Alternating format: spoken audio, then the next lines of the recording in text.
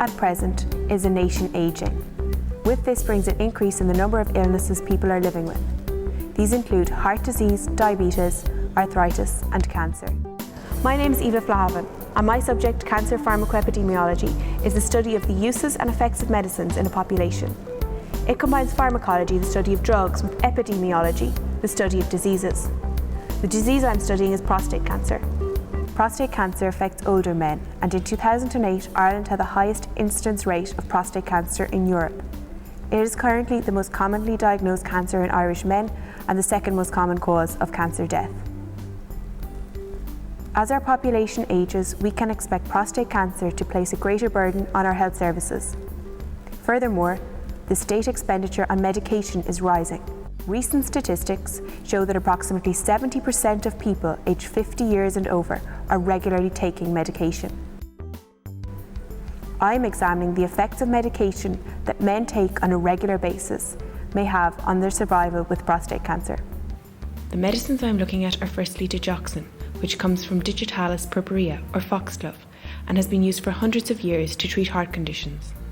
I am also examining aspirin, one of the first medicines to be marketed commercially, used for pain and also for heart disease prevention. By looking for new applications for old drugs, we can potentially reduce the cost associated with treating cancer in the future. The hypothesis for my research comes from laboratory studies, which examine the effects of medicines on cancer cells to determine the pharmacological mechanism of action.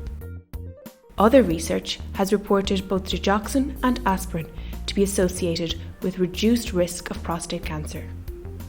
However, I am interested in whether the use of these medicines is associated with improved survival in men who are diagnosed with prostate cancer.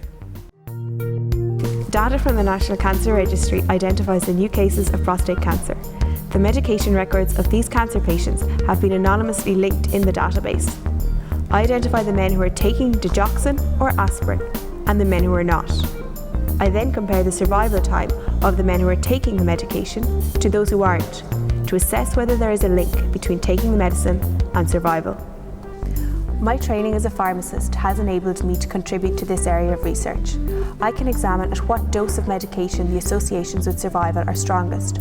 I can also examine whether more aggressive or less aggressive tumours respond differently in men taking these medicines. This database is a hugely valuable resource, which hopefully can be built on for future research into cancer in Ireland.